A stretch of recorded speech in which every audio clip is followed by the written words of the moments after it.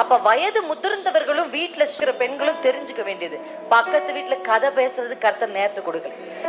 போய் கூடி கூடி உட்கார்ந்து நாலு அக்காவோட பேசுற அந்த பழக்கம் உங்களுக்கு இருந்தா இன்றைக்கு அது முடிவுக்கு கொண்டு வாங்க.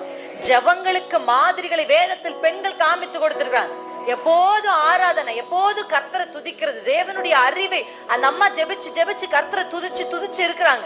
ஹல்லேலூயா, ஹல்லேலூயா. எப்படி இருந்திருப்பாங்க அந்த அம்மாவை பாருங்க.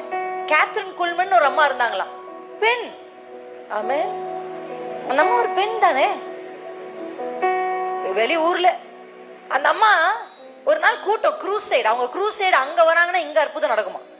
இந்த அம்மாவோட க்ரூசைடு நடந்துட்டு ஸ்டேஜை விட்டு இறங்க முடியல, ஜனம் சூழ்ந்துட்டாங்க ஸ்டேஜ். இப்போ இவங்களை எப்படி ஆகிலும் காப்பாத்தி என்ன பண்ணோம், கார்ல கொண்டு போய் சேர்க்கணும். அதுக்காக கேத்ரின் குல்மனை ஸ்டேஜ்ல இருந்து பின்பக்கம் ஒரு கிச்சன், சமைக்கிற இடம் இருக்குல்ல, பெரிய கிச்சன், நம்ம வீட்டு கிச்சன் மாதிரி பெரிய கிச்சன், அந்த மாதிரி கிச்சன் வழியா கொண்டு போய் வெளியில பின்புறத்துல அந்த அம்மாவை கார் ஏத்திடுவோம். ஏன்னா இப்படி போகிறதுக்கு வழியே என்ன இல்ல, அம்மாவை நசிக்கிடுவாங்க. அப்படி ஏன்னா அந்த அம்மா சும்மா பார்த்தாலே ஒரு பவர் அந்த அம்மா. ஆமென். பேதுரு நிழல் பட்டு சுஸ்தமாகிற மாதிரி. அப்ப எப்படி இங்க ஒருத்தர் இருக்கார் நம்ம ஊர்ல, அவர் நிழல் பட்டாலே சுகம் கிடைப்போனா நம்ம யாராவது விடுவோம் அவரை?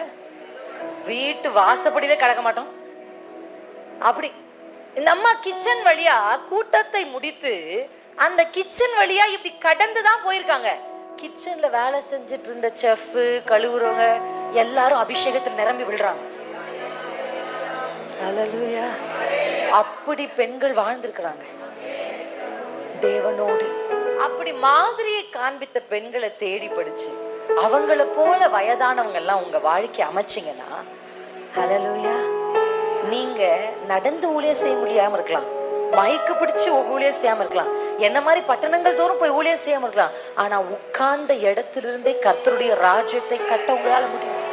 உட்கார்ந்த இடத்துல இருந்தே உங்க பிள்ளைங்க தலையெழுத்த மாத்த உங்களால முடியும். உட்கார்ந்த இடத்திலேயே சோரம் போய் கொண்டிருக்கிற உங்க பேர பிள்ளைகளை கர்த்தர் பக்கம் திரும்ப உங்களால முடியும். ஹல்லேலூயா.